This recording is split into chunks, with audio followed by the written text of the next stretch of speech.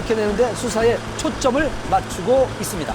합의가 없었고 폭행, 협박으로 강간한 혐의가 인정이 된다면은 성폭력 범죄의 처벌 및 피해자 보호 등에 관한 법률 위반 혐의로 해서 징역 5년 이상, 무기징역까지 받을 수 있는 중대한 범죄입니다. 만약에 여성이 성관계하면서 합의가 있었는데도 불구하고 허위로 고소를 했다. 그러면은 이 여성의 경우에는 무고죄로 처벌을 받게 됩니다. 하지만 결과에 상관없이 박시우 씨는 이미지에 큰 타격을 입을 것으로 예상됩니다. 박시우 씨가 지금까지 다양한 작품을 통해서 굉장히 젠틀하고 또 여성을 보호하는 그런 따뜻한 이미지로 비춰졌기 때문에 이번 사건을 통해서 그 이미지 타격 같은 부분은 불가피할 것으로 보입니다.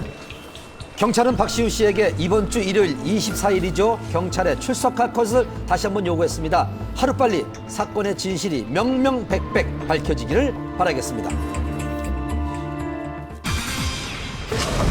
지난해 5월부터 이어져 온 고영욱 씨의 미성년자 강제 추행 및 간음 사건. 우리를 일으켜서 죄송하고요. 경찰 조사에 성실히 임하고 나오겠습니다. 수사 과정에서 밝혀진 고영욱 씨의 미성년자 간음 및 추행 사건은 2010년부터 지금까지 총 5건, 그중 검찰은 4건의 사건을 병합 수사를 하고 있는 상태입니다. 고영욱 씨가 연루된 사건의 대상은 모두 만 13세에서 18세의 미성년자로 3건의 간음 사건 외에 지난해 12월 1건의 추행 사건이 추가 발생하면서 더욱 충격을 주었는데요. 이에 검찰은 고영욱 씨가 증거인멸과 도주의 가능성이 있다고 판단, 고영욱 씨는 현재 구속 기소되어 수사를 받고 있습니다. 그러던 지난 15일 고영욱 씨 사건의 첫 공판이 열렸는데요. 과연 법정에서는 어떤 이야기들이 오고 갔을까요? 팽팽했던 고영욱 씨 첫 공판 내용입니다. 차량 등에 유인을 당했고 그 과정에서 위력이라든지 아니면 회유라든지 이런 과정이 명백히 있었다고 증언을 하고 있는 상태입니다. 하지만 고영욱 씨 측의 또 하나 주장하는 바는 미성년자를 대상으로 했다는 점에서 도덕적인 비난은 감수할 수 있지만 법적으로는 위력이 없기 때문에 무죄라고 주장하고 있는 상태입니다.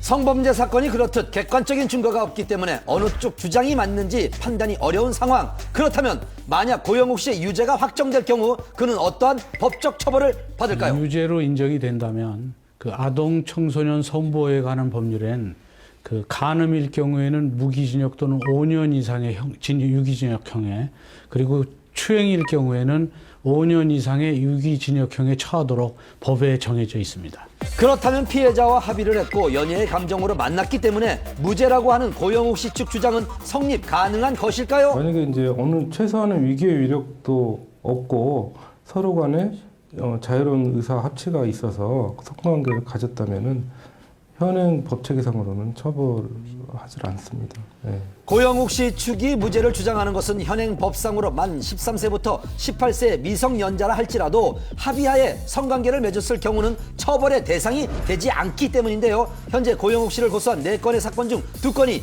피해자 자의에 의해 합의서를 제출한 상태고 고소까지 취하했지만 고영욱 씨가 자신이 연예인이라는 것을 이용해 성관계를 유도했다는 위력이 조금이라도 입증된다면 무거운 형량을 피할 수 없는 상태라고 합니다. 그렇다면 고영욱 씨의 사건 앞으로 어떻게 진행될까요? 상대방의 동의를 얻어서 관계에 이르는 것이라고 하더라도 그것이 위력에 의해서 성관계에 이르렀다고 하면 형사처벌을 받게 됩니다. 따라서 이 사건은 그 성관계 당시에 위력이 있었느냐 없었느냐가 쟁점입니다. 오는 28일 2차 공판이 열릴 예정이라고 합니다. 앞으로 고영욱 씨의 사건 어떻게 진행이 될지 귀추가 주목됩니다. 외국인 학교 부정 입학 사건에 연루된 부유층 학부모 전원이 노현정 전 아나운서와 배우 박상아 씨가 이번 달 중 검찰에 소환될 예정입니다.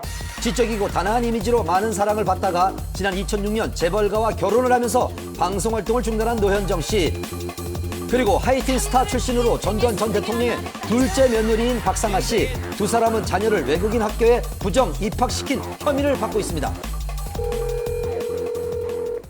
검찰청에서는 수사 사항에 대해서는 확인해 드릴 수 없습니다. 박상아 씨는 지난 2006년 첫째 딸을 미국에서 출산했고요.